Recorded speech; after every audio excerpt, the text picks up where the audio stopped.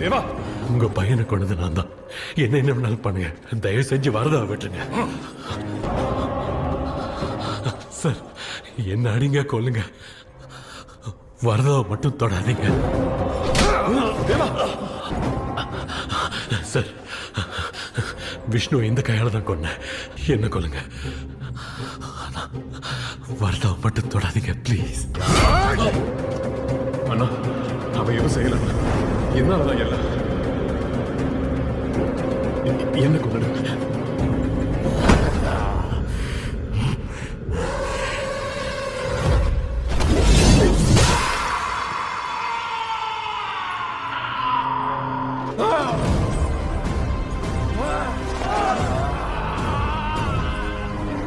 தொடக்கூடாதுன்னு சொன்னலடா, உன்னை யாரும் தொடக்கூடாது.